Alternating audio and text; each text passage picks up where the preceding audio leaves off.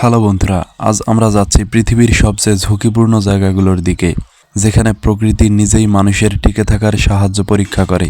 অবিশ্বাস্য তুষারঝড় যা পুরো শহরকে থমকে দিতে পারে, নিষ্ঠুর ঠান্ডা লাভার নদী আর রহস্যময় পরিবেশগত ঘটনা যা লাখ লাখ মানুষের জীবনের জন্য হুমকি। তাই হাওয়াইকে স্বর্গ বলা অমনোযোগের ব্যাপার নয়, কিন্তু আগ্নেয়গিরি যখন জেগে ওঠে তখন সেই স্বর্গই প্রাণঘাতী ফাঁদে পরিণত হতে পারে।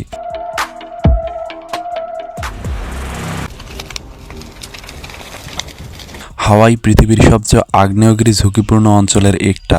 এখানে 15টা আগ্নেয়গিরি আছে, যার মধ্যে বড় মোনালোয়া আর বিখ্যাত কিলাওয়া পৃথিবীর সবচেয়ে সক্রিয় আর শক্তিশালী আগ্নেয়গিরি হিসেবে ব্যাপকভাবে পরিচিত।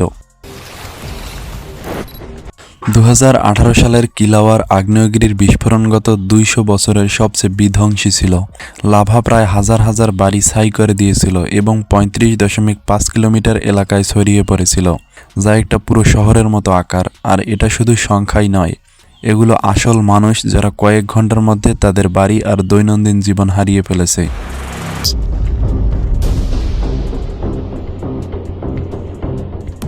এক সময় এই এলাকা আজটেকদের হ্রদ আর খালের নেটওয়ার্কের অংশ ছিল। আজ এটা সবচেয়ে ঘনবসতি এলাকা হয়ে গেছে। মেক্সিকো সিটি প্রায় 20 লাখ মানুষের বাসস্থান। এটা ইস্তাপালাপা রাজধানীর পূর্বাঞ্চলীয় একটা এলাকা, যেখানে মেক্সিকো জুড়ে খারাপ খ্যাতি পেয়েছে। উজ্জ্বল রঙের ছাদের আড়ালে ফাঁকি দেওয়ার দরকার নেই। এখানে অপরাধের হার খুবই বেশি, আর কেউ যদি এই এলাকার ইতিহাস আর সংস্কৃতি ঘুরে দেখতে চায় তবে ব্যস্ত ও ভালো পরিচিত রাস্তাগুলিতেই থাকা ভালো।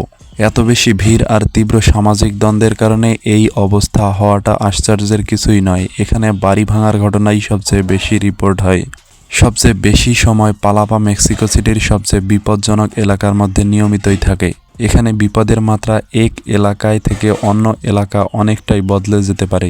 আর যদি তুমি এই এলাকায় দুর্ঘটনাবশত চলেই আসো, তাহলে স্থানীয়দের কাছে জিজ্ঞাসা করাই ভালো কোন রাস্তায় এড়ানো উচিত। তোমার সত্যি ইচ্ছা হবে না এমন জায়গায় যাওয়ার যেখানে ছোট গ্যাং আর কার্টেলদের প্রায় নিয়ন্ত্রণ নেওয়া। আকরা পশ্চিম আফ্রিকার ঘানার রাজধানী, প্রায় 3 মিলিয়ন মানুষের একটি শহর। তবুও প্রতিদিন হাজার হাজার বাসিন্দা বিপদের মুখোমুখি হয়। বিষাক্ত পদার্থ, এমন ঝুঁকি যেখান থেকে পালানো প্রায় অসম্ভব। আকরার এক বাণিজ্যিক এলাকায় আগবাগ ব্লাশিস বিশ্বের অন্যতম বড় কেন্দ্র, যেখানে ইলেকট্রনিক ও গাড়ির আবর্জনা একত্রিত করে আনুষ্ঠানিকভাবে প্রক্রিয়াজাত করা হয়। পুরনো যন্ত্রপাতি আর স্পেয়ার পার্টস বিশ্ব থেকে আসে এখানে। নিরাপদভাবে রিসাইকেল করার বদলে এর অনেকটাই শুধু জ্বালিয়ে ধাতু, যেমন তামা ও অন্যান্য মূল্যবান লোহা বের করা হয়। প্লাস্টিকের খোলস আর তারের ইনসুলেন্স গাঢ় কালো ধোঁয়ায় জ্বলে ওঠে, যা বিষাক্ত গ্যাস আর ঝুঁকিপূর্ণ যৌগ বায়ুতে ছড়িয়ে দেয়। ওই ধোঁয়ায় আছে অতি ক্ষুদ্র কণা, দেহে লেগে থাকা জৈব দূষক এবং ভারী ধাতু। এই সব পদার্থ বাতাসে সহজেই ছড়িয়ে পড়ে আর শহরের আবাসিক এলাকায় জমা হয়। আমরা বলছি আমরা সবাই। ফলে ওই এলাকা এবং তার আশেপাশকে পৃথিবীর সবচেয়ে মারাত্মক দূষিত জায়গাগুলোর বায়ুর মানের দিক দিয়ে একটা হিসেবে ধরা হয়। ক্ষতিকর কণা আর বিষাক্ত গ্যাসের মাত্রা বিশ্ব স্বাস্থ্য সংস্থার নির্দেশের চেয়েও বহুগুণ বেশি।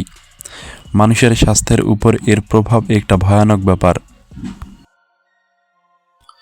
বিষাক্ত পদার্থের ভারী ঘনত্ব, যেমন সীসা, পারদ, arsenic, dioxin R brominated from রিটার্ডান্স, এসবের সঙ্গে অনেক কঠিন রোগ আর প্রাণঘাতী সমস্যা জড়িত। যারা এখানে বসবাস করে আর কাজ করে তাদের প্রতিটা শ্বাসই বিষাক্ত।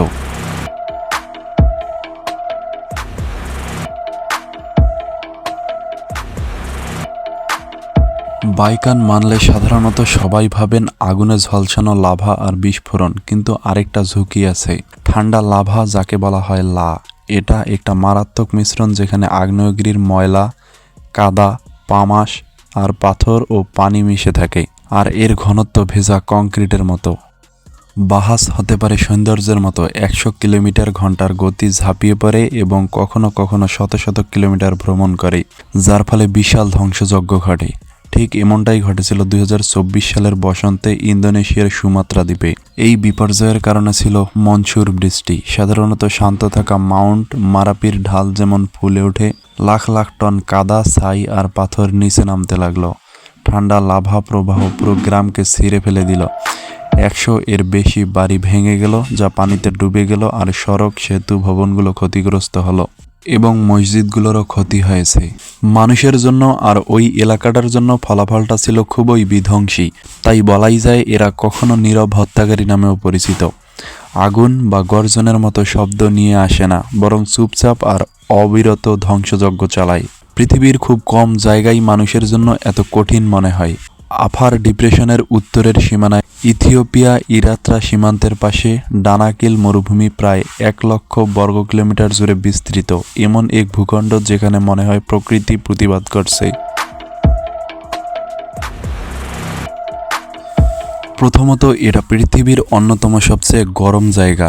বছরে প্রায় 200 মিমির বেশি বৃষ্টি হয় না, আর মাটি 70 ডিগ্রি সেলসিয়াস পর্যন্ত গরম হয়ে যায়। বাতাসের তাপমাত্রাও কখনো 63 ডিগ্রি সেলসিয়াস পর্যন্ত উঠে যায়। দ্বিতীয়ত, এটি একটি সক্রিয় আগ্নেয়গিরির এলাকা। এখনও 3টা আগ্নেয়গিরি সক্রিয় আছে, আলেন, ডাল আর ডাহু, যে কোনো সময় বিস্ফোরিত হতে পারে। কিন্তু সবচেয়ে অবাক করার মতো জায়গা হলো ডানাকিল ডিপ্রেশন। প্রায় 250 কিলোমিটার লম্বা, যেটা দেখতে একদম কোনো শত্রুময় এলিয়েন গ্রহের মতো লাগে। এই বিশাল অংশটা মরুভূমির সমুদ্রপৃষ্ঠ থেকে 125 মিটার নিচে অবস্থিত। এখানে সালফার স্প্রিংস আর গাইজার ছড়িয়ে ছিটিয়ে আছে। অসীম লবণ ক্ষেত্র আর ভয়ঙ্কর তেল ও সালফিউরিক অ্যাসিডের পুকুর রয়েছে। নিয়মিত আগ্নেয়গিরি আর হাইপোথার্মাল কার্যকলাপের কারণে বাতাসে মরিচা, হাইড্রোজেন সালফাইড আর ক্লোরিনের গন্ধ এতটাই ঘন যে এখানে শ্বাস নিতেও বেশ কষ্ট হয়। এমনকি জলাশয়গুলোতেও এতটাই লবণ যে ডুব দিয়ে পাখিরা প্রায় সঙ্গে সঙ্গেই মারা যায়।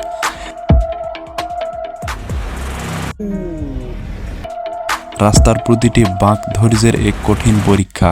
এটা উপরের ড্যাং ভ্যালি ভারতের একাকী জেলা, উত্তর পূর্বের অরুণাচল প্রদেশের রাজ্য। প্রায় 9,000 বর্গ কিলোমিটার জায়গা নিয়ে এটা পুয়ের্তো রিটার্কোর সমান। কিন্তু এখানে মাত্র 50,000 মানুষ থাকে, আর সেটা বুঝতেই পারা যায়। পূর্ব হিমালয় এই জায়গাটাকে একদম গোলকধাঁধার মতো বানিয়ে দিয়েছে। গভীর উপত্যকা, গোড়া চূড়াগুলোর মাঝে আটকে থাকা প্রায় অসম্ভব চূড়ার রেখা আর সংকীর্ণ উপত্যকা।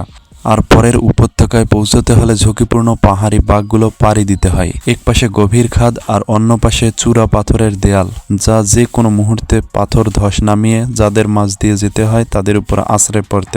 ওই মাসগুলোতে ওই এলাকায় গড়ে 2000 থেকে 2000 মিমি বৃষ্টি হয়। এটা ঘন কুয়াশা, ভূমিধস আর ধুয়ে যাওয়ার রাস্তার সময়। এমন জায়গা যেখানে কয়েক মিনিটের মধ্যেই চরম আটকে যাওয়া সম্ভব। একাই গাড়ি চালানো এখানে একদম পাগলামি। এক ভুল করলেই রাস্তা হয়ে যায় এমন একটা ফাঁদ যেখান থেকে বের হওয়া একদম মুশকিল।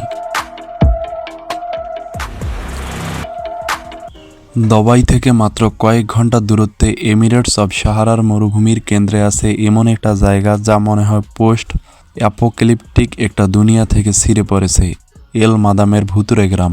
যতক্ষণ না সম্প্রতি এটা ছিল শুধু 2 সারির ঘর আর 1970-এর দশকে নির্মিত একটা মসজিদের সাধারণ একটা বসতি, যা ঘনবসতি গোষ্ঠীর জন্য একটা প্রকল্পের অংশ হিসেবে তৈরি করা হয়েছিল। কিন্তু নির্মাণ শেষ হতেই এখানকার জীবন যেন ধীরে ধীরে ম্লান হতে শুরু করলো। বাসিন্দারা কেন চলে গেছে সেটা আজও রহস্যই রয়ে গেছে। তবে সবচেয়ে বিশ্বাসযোগ্য কারণ হলো নির্মম মরুভূমি, বালুর ঝড়, দগ্ধ করা গরম আর অবিরাম খরা জীবন অযুথীন হয়ে করেছে। আজকাল বালি স্পষ্টভাবেই বাড়িগুলো দখল করতে শুরু করেছে। প্রতিটি মাসে ঘরের ভিতরে ঢোকাও কঠিন হয়ে পড়েছে। বাঁশঝাড়ের মধ্যে আধা চাপা ঘরগুলো যেন স্বপ্ন বা দুঃস্বপ্নে পরিণত হয়েছে।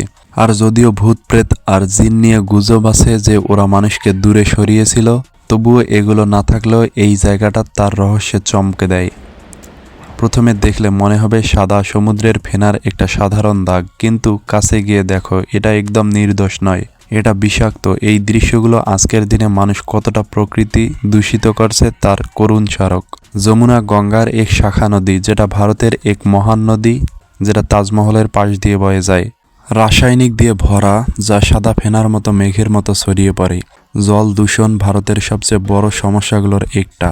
প্রায় 6 কোটি মানুষ এখনও নিরাপদ পানি পান করার নিয়মিত ব্যবস্থা পায় না। পরিবেশ বিশেষজ্ঞরা সতর্ক করেছেন যে শিল্পবর্জ্য দেশের 81টি নদীকে মারাত্মকভাবে দূষিত করেছে, যার ফলে পারদ এবং আর্সেনিক সহ ভারী ধাতুগুলোর মাত্রা ভয়ঙ্কর হারে বেড়ে গেছে। দিল্লির আশেপাশে যমুনায় পারদের মাত্রা অনুমোদিত সীমার প্রায় 9 গুণ বেশি। এমন পানির সংস্পর্শে আসা মানে ভয়ঙ্কর ক্ষতিকর। ত্বকের সমস্যা, অন্ত্রের সংক্রমণ, হরমোনের ভারসাম্যহীনতা আর ক্যান্সারের ঝুঁকি অনেক বেড়ে যায়। সবচেয়ে খারাপ ব্যাপার হলো, যারা নদী ছাড়া জীবন কল্পনাও করতে পারে না, তারা আসলে অন্য কোনো বিকল্প পায় না। উপাসকরা আজও আচার অনুষ্ঠান অনুসারে নদীতে স্নান করেন, আর জেলেরা কাজের জন্য নদীতে যান, এমনকি যখন নদীর পৃষ্ঠতল বিষাক্ত সাদা ফেনায় ঢাকা থাকে।